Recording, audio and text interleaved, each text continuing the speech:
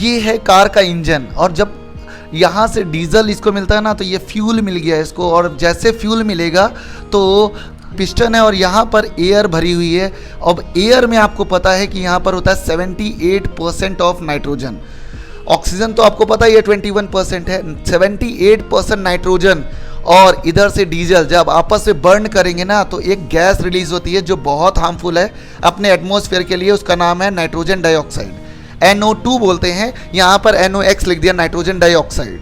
अब यही nitrogen dioxide बहुत हार्मफुल है, और अगर ये एटमॉस्फेयर में रिलीज हो गई तो किसी को अस्थमा की, तो किसी को सांस लेने में, किसी को मैनी टाइप्स ऑफ प्रॉब्लम हो सकती हैं, रेस्पिरेटरी वाली प्रॉब्लम सारी हो सकती हैं। तो इसका इलाज ढूंढने के लिए गवर्नमेंट ने क्या किया, इन्होंने लॉन्च कर दिया BS6 इंजन की गाड़ियाँ। अब ये BS6 इंजन की गाड़ियाँ इस पॉल्यूशन को कैसे कम करेंगी, तो इसमें किया क्या गया, इसमें लिया गया 35.2 ग्राम ऑफ यूरिया। अब इसी यूरिया में इन्होंने 100 ग्राम पानी के साथ घोल दिया।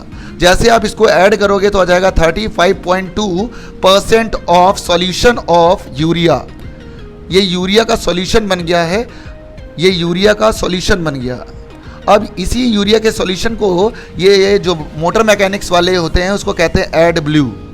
ये है एड ब्लू, ये यूरिया का सॉल्यूशन बन गया। और आपने पढ़ा है यूरिया का जो फॉर्मूला होता है, यूरिया का फॉर्मूला होता है NH2CONH2, और कभी भी जब आप इसको हीट करोगे ना तो रिलीज होती है NH3, अमोनिया रिलीज होता है। और यही अमोनिया बहुत बदबू मारता है। जब कभी भी देखना लोग सड़क में टॉयलेट वगैरह करते हैं या फिर सुलभ शौचालय में टॉयलेट करते हैं, बहुत गंदी बदबू मारता है। तो यूरिया बदबू नहीं मारती, बदबू मारता है कब, जब ये हीट होके अमोनिया में ब्रेक डाउन हो जाता है, तो अमोनिया बहुत गंदी बदबू मारती है।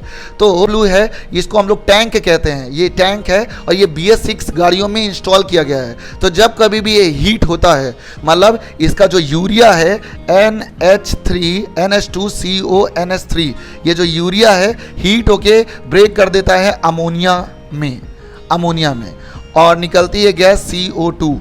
अमोनिया जो गैस है वो इससे रिएक्ट कर जाती है, किससे, नाइट्रोजन डाइऑक्साइड और अमोनिया से।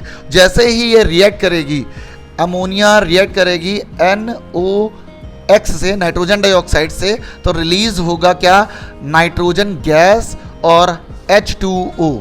तो वापस से नाइट्रोजन एटमॉस्फेयर को मिल गई, जो नाइट्रोजन हमने यूज़ की थी इंजन में वही गैस मिल गई। तो इसका हार्मफुल इफेक्ट नहीं होता, इसलिए BS6 गाड़ियाँ लॉन्च की गई हैं इंडिया में अभी, ताकि पॉल्यूशन को कंट्रोल किया जा सके और पॉल्यूशन इससे